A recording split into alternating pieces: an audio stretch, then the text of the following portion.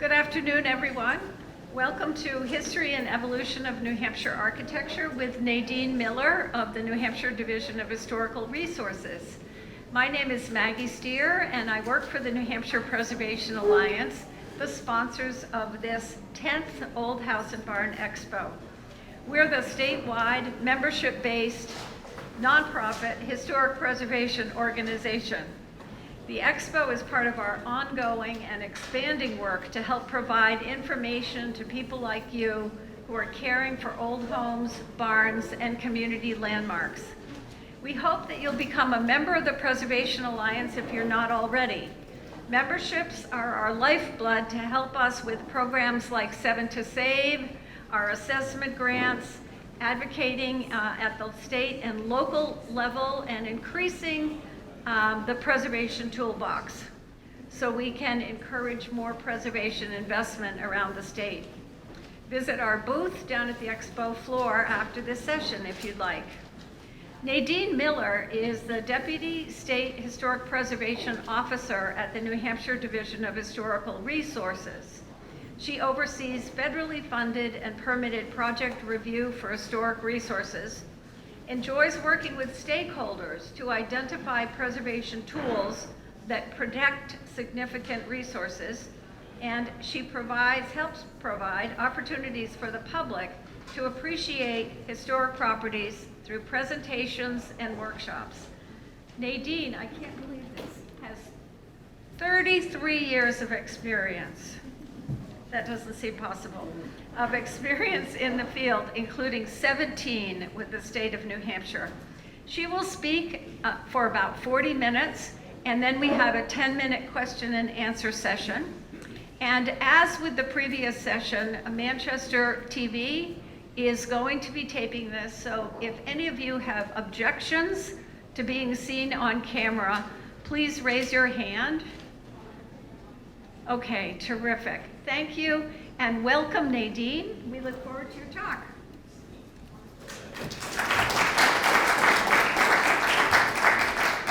Thank you, Maggie. We've worked together a lot over the years, and it's always great to work with the Preservation Alliance. We have a very close relationship, and I'm excited to talk about New Hampshire architecture through time.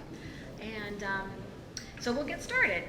New Hampshire has a very rich history and in the built environment, and the houses and churches and schools and businesses that make up our communities are really the physical embodiment of the past.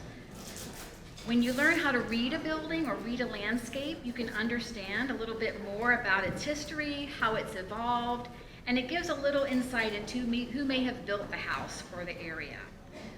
Were the people who lived there fashionable or frugal or eccentric or simple?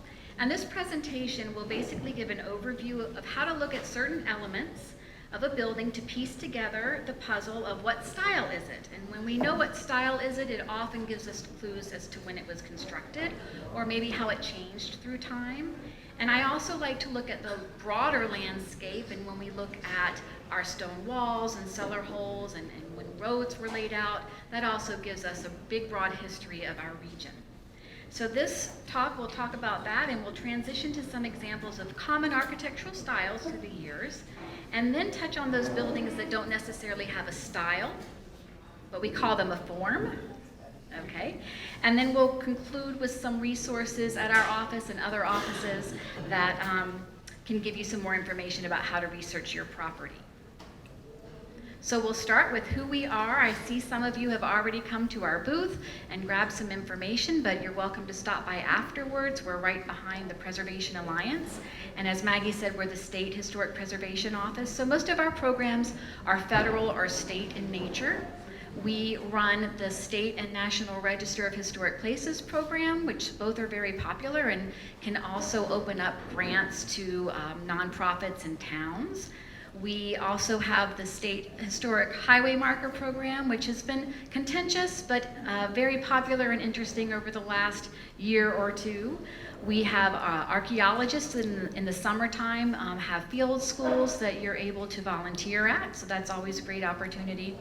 And one of the biggest regulatory things that we do is working with projects that are federally funded or licensed or permitted to make sure that those projects have minimal impact on historic resources.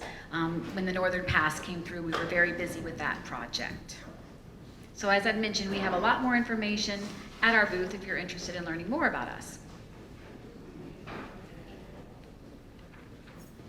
So really here in New Hampshire, we're very lucky to have so many examples of architecture that's still left on the landscape. Some of our earliest buildings are located on the seacoast or on the opposite side of the state along the Connecticut River, but certainly throughout we have many types of resources that extend through from basically 1664 when the Richard Jackson House, which is still extant, is in Portsmouth. And it is recorded as the oldest wood frame house in the state. So we're going to start a little bit about how you might read some of the materials and get a better understanding of how to date a building through materials. When we look at these buildings, there are certain architectural elements that give us clues as to how to date. Oftentimes it could be the shape of the roof, and here are some examples of types of buildings that you'll see. A side gable roof up at the top. Does this go left?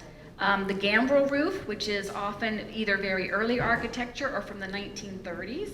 We have the hipped roof, which is on the right, which is very typical of federal architecture. And of course the gable roof, which many of our towns and working class communities have. We also have the salt box, which is typically very early, and commercial resources as well. We also look at large-scale features to give us some clues about when buildings date to. And so the building on the left has a very symmetrical facade with the two doors and the windows spaced very evenly. We call those bays across the front. But we also see buildings where the main entrance may be quite off to the right with one window on the left and the two windows on the right. So we look at that as giving us some clues as to how to date a building. And we can also look at small scale features, especially the windows. The windows, if they're original, give us a lot of clues as to the date of the building. Because the smaller the panes, typically the earlier the resource, could be from the 1700s. And then the 6/6 window panes are typically from the mid-19th century. And then when we have the 2/2 panes, those are usually from the 1880s on, and then we have the single pane. And of course, the very large picture windows are usually 20th century. So windows are important, but of course, many times windows have been replaced with modern windows, so that makes it a little difficult. Door surrounds are certainly something that we look at to try and date buildings, as well as hipped roofs and other sorts of features. And materials can sometimes help us, sometimes not, because again, buildings have changed through time, and oftentimes they might be covered in vinyl or aluminum siding or have had some new replacement wood. But other than that, it can give us some clues, especially the older clapboard or the older shake, and with roof lines, whether they are slate roofs, certainly can be earlier, 19th century.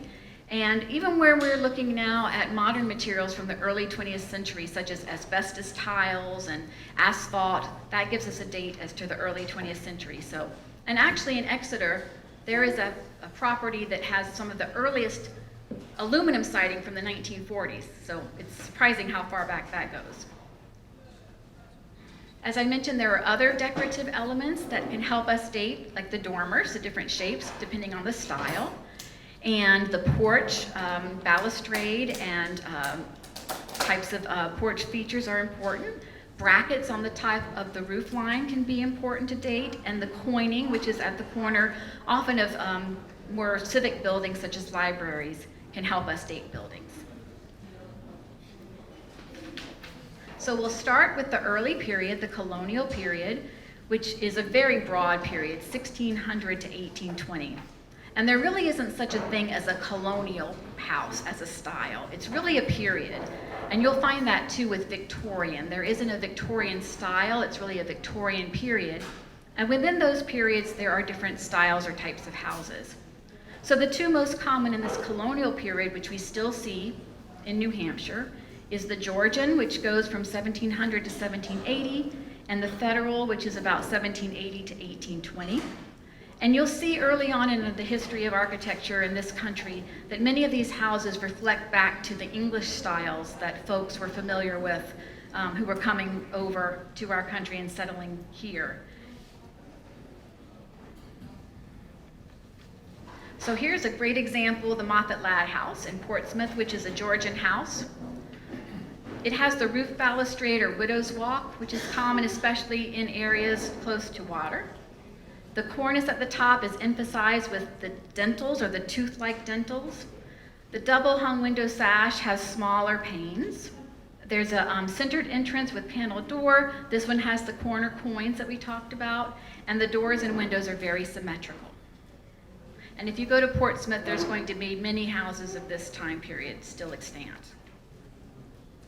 Now the federal period, 1780 to 1820, it's interesting when you go from east to west across the state and you head to the Connecticut River Valley. That's when many of these houses were built along the Connecticut River, because by the time immigration was moving out to the west. So 1780 to 1820. These are a little simpler in style. They often have the hipped roof. They may have the projecting chimneys that come up. Their entry is a little bit different with the arched top and the side lights. So those are some of the elements that a federal style house has. This one is in Bath. So then we move on to the Romantic period, and this is from 1820 to 1880, and we have Greek Revival, Gothic Revival, and Italianate houses. These were definitely influenced by what early colonists were familiar with again from England, this Romantic period, very evocative of Greek democracy. So after we became a country, that was a popular style. It rejected some of those traditional ties to England in the decade after the War of 1812. Some of these styles were also found in pattern books that became popular, and those were really the precursor to kind of the Sears catalog house. And you could have ordered a book that had lots of different styles and go to your local lumber yard and get all the material to build your house. So the Greek Revival is very popular across the country and certainly still represented here. And while we don't see a lot of houses with the very tall columns as we do in the South, there still are some. And these typically too have the double hung windows. As you can see, this one, they're very large windows on the first floor. They may have the full porch across the front. They may have the transom and side lights around the door. And the entablature or the triangular piece at the top is usually very heavy for a Greek Revival style house. And again, a lot of symmetry in this type of building. And the Gothic Revival takes it a little bit further. This style was also championed in the pattern books of Alexander Jackson Davis and Andrew Jackson Downing from the 1830s and the 1840s. And they also stress the importance of landscape design. So many of these houses had landscape elements incorporated into the property. And they'll have steeply pitched roof lines, usually with the steep gables, and what we call decorative verge boards, which you can see here. Often this is where bay windows first started. They may have a patterned slate roof with different colors. So we're lucky to have a few of these buildings. Sometimes they often do have the board and batten vertical siding as well. Then the Italianate became more of an urban style, where the Gothic was a rural style. This again was popularized in pattern books. But by 1873, it did start to go into decline when we see some other sorts of buildings. But this example is actually in Manchester. It's the Hubbard Varney Mansion in Manchester by the Currier Museum. And they're typically 2 or 3 stories tall. They would have narrow windows, and often the double doors with arched windows is a common feature. The towers are common as well in the Italianate, the brackets along the roof line. So those are some of the features of the Italianate house. And as I mentioned, as we move forward in the late 19th century, the Victorian period, named after Britain's Queen Victoria, there were quite a number of styles that were important to this period. The Second Empire style, which is very similar to the Italianate, the sticked style, the Queen Anne style, and the shingle style. And many of these buildings were very multi-textured with multicolored walls. They typically weren't painted white. They had a lot of earth tone colors. Of course, by the early 20th century, most of the places in New Hampshire were painted white, and that has taken away some of the decorative detail of these buildings. So the first example is the Second Empire from 1855 to 1885. And as I had mentioned, it's very similar to the Italianate in that it's got a lot of the brackets, and the main part of the house has the symmetry. Could have the 2/2 windows. It could have an entry that has the arched fan light above. But what distinguishes it is what we call the mansard roof, which you can see on the top. And it's really a dual pitched hip roof. And it was nice because it offered rooms upstairs. And oftentimes, too, those rooms could be for the servants, the folks who were, back of the house. So we see that a lot. The rooms up there are much simpler.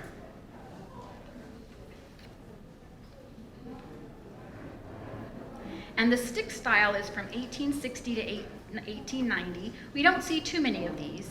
We do often see them more in churches where the exoskeleton is exposed, and it's evocative of what framing might be there, even though it's not actually framing, it's just decoration. So this was transitional between the Gothic Revival and the Queen Anne, which we'll talk about in a minute. And again, it has the horizontal and vertical bands, which are raised from the wall surface. It's often clad in wood, and it could be that board and batten siding. Usually steeply pitched roofs, very similar to the Gothic Revival style, with the cross gables, bay windows, and brace supports under the eaves. And this is the example of Trinity Episcopal Church in Claremont. Many of the Episcopal churches used this style. So the Queen Anne is really a very lofty, large house that we see in some of our communities, maybe right outside of the downtown. And it was named and popularized by a group of 19th century English architects, but the name actually has very little to do with Queen Anne during her reign, which was 1702 to 1714. But I think many of us can recognize this type of rambling house. It is much more, there's many rounded features to it that's different from the Italianate style. Oftentimes it has a turret or rounded section on that. Steeply pitched roofs. Many of the roofs contain their original slate materials. There's often textured shingles that go maybe on the second floor, and the first floor might have your vertical or your horizontal clapboard siding. Bay windows are very important. Dormers that project through different areas. Porches along the front. Porches sometime on the second floor.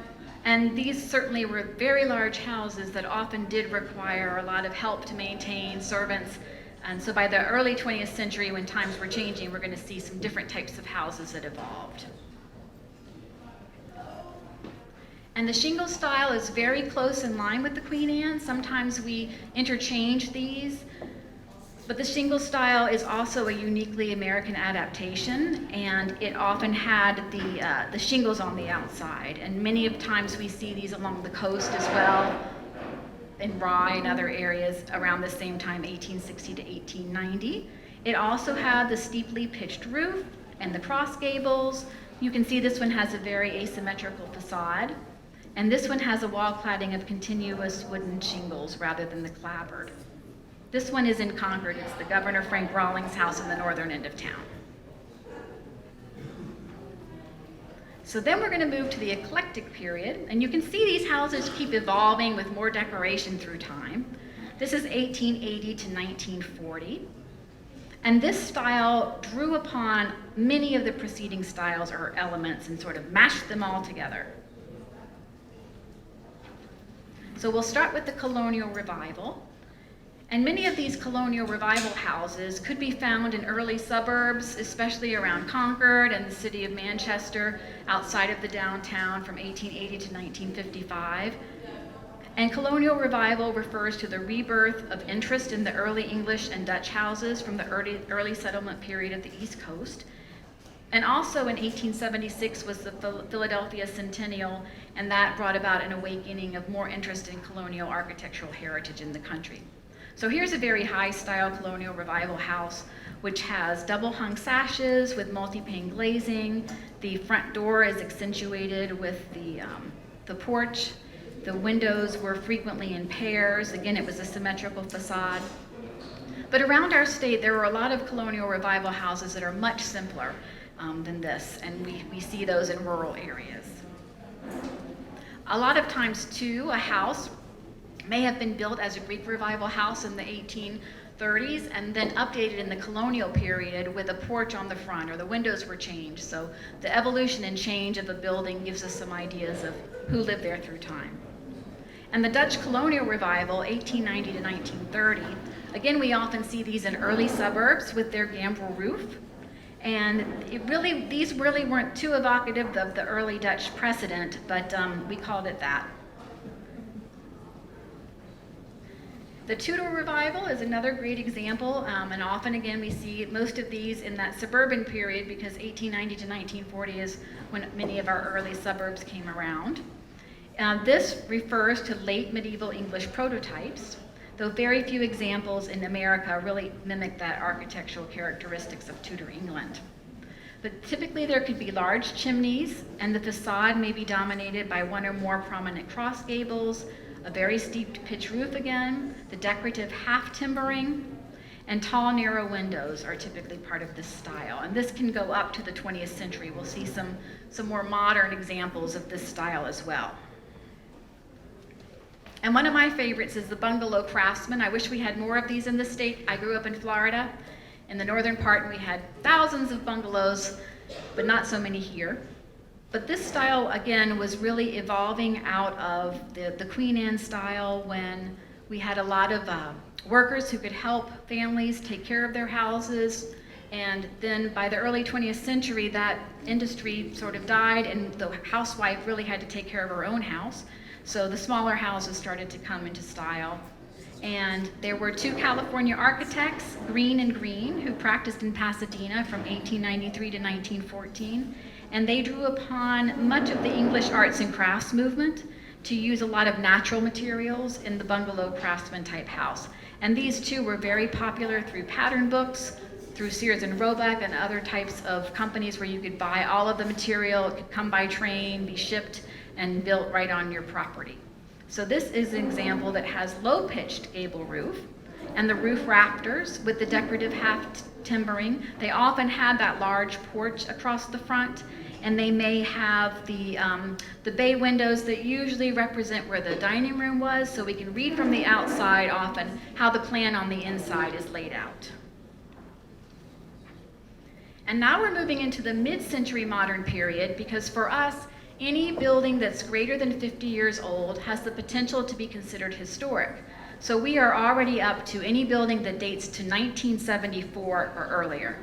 So a lot of folks scratch their head about that date, but we're learning a lot about this time period, 1945 to 1975. And we're looking at the ranch, which of course is very common in the southern part of the state, the split entry or raised ranch, and the split level house. And these are definitely part of the automobile period, when it expanded very greatly with more of the very large suburbs. So the ranch is a very popular style, and it definitely was dependent on the automobile.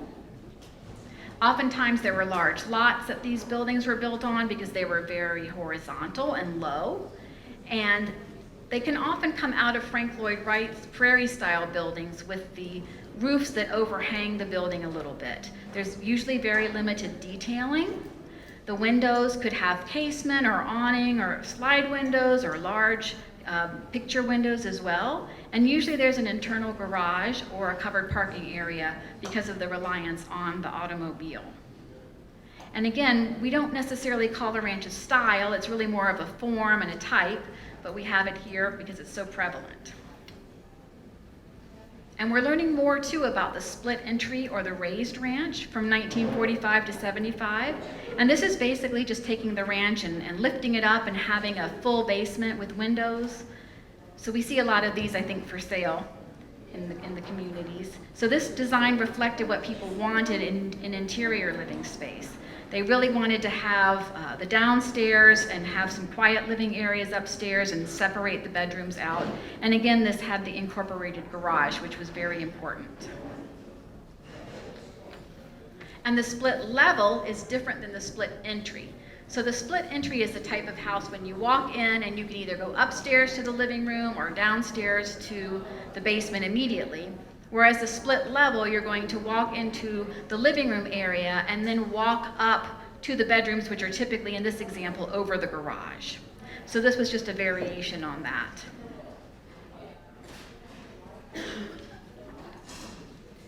And these are some examples we've thrown in recently, which I love, which is the 1970s and beyond, and the A-frame house, which we do see a lot in many of our areas, resort areas. And these are starting to become part of the historic record. Unfortunately, by this time period, many of you may know that the materials started to not be made as well as some of the earlier examples. So sometimes these buildings from the 70s and 80s, they haven't held up quite as well as our earlier houses. But again, they're starting to be 50 years old and we're recognizing them as historic.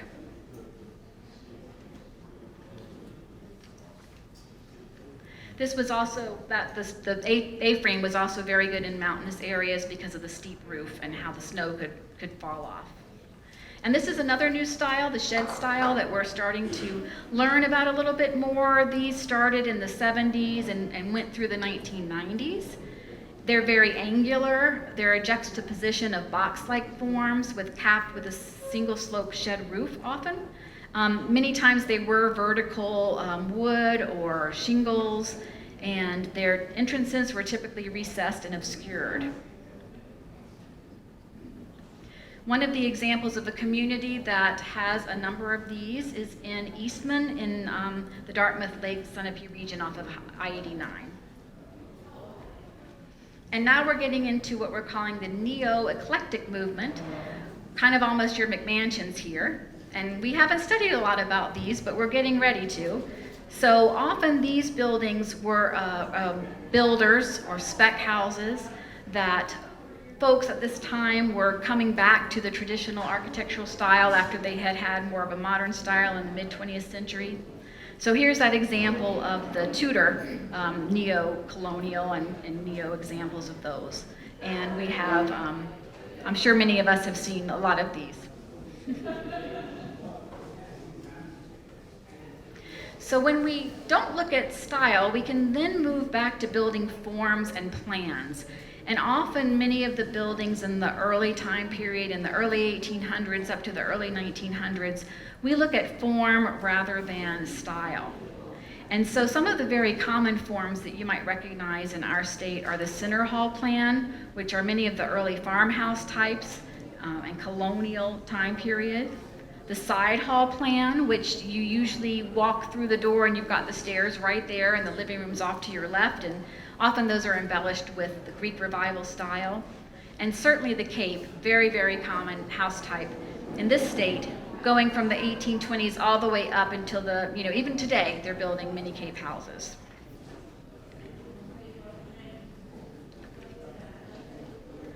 And we also look at connected farms, and we do see these quite a bit in our rural areas. There's a wonderful book by Thomas Hubka. It's called Big House, Little House, Back House, Barn, which is popular, and he actually tours in the state and gives some talks about that. But basically the front of the house was the big house, the main living area, and the little house behind that would have been the kitchen early on. The back house may have been a craft area or storage area, and then the barn itself was attached as well. So the roof lines of these are always usually in the same vein, parallel to each other. And then when we look at our cities, we often see multiple family housing. So we see duplexes, whether they are one on top of each other or side by side. And we see triple deckers in Manchester certainly. And many of these types of houses were wonderful worker housing because they could have so many folks living in the particular house, and they were easier to construct with speculative housing. And then the last couple of forms that I'll mention are cottages, which again we do see those. They are very simple, usually one-story small houses that could have a variety of roof lines.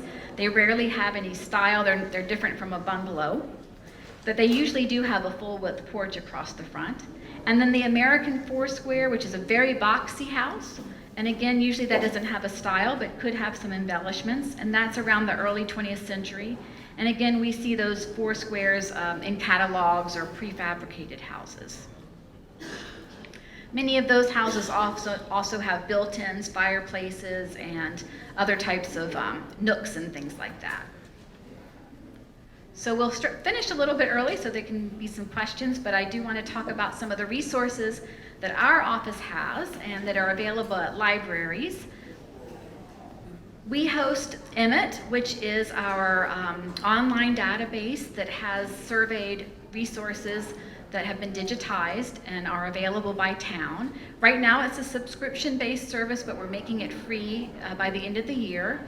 And so you can go onto that site and see all of the resources that are listed on the National Register. There's photographs, histories, inventory form, state register properties, properties that have been evaluated for other purposes, and there's a lot that you can look at there.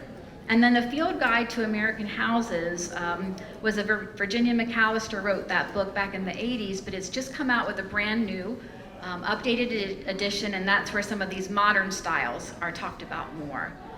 Jim Garvin, who used to work with our office, he's written The Building History of Northern New England, and that has some great information. And we have just revamped our website, so we have a lot of great documents and information about the buildings across the state, how to list your building on the state or national register, very popular program, and we're always happy to answer calls and questions if you have any. So I will open it up to questions now. Got to be some questions. Yes. Do you mind going back one slide? Yes. How many slides? Just one.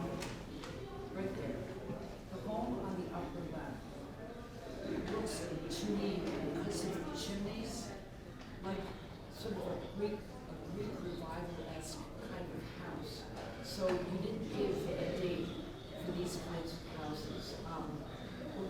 Can you give me an idea of how old these houses? This one I think is sort of a hard one.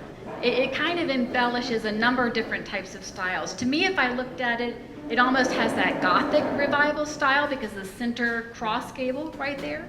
And as you'd mentioned, the chimneys, the paired chimneys. So I might look at that and think it was a little bit earlier than the early 20th century. And it's a little bit bigger than the cottages. And we call these vernacular because they don't really have a style. There's a great organization, Vernacular Architectural Forum, and they're across the country, but they're very strong in this part of the country, and they do a lot of research on this simple house form.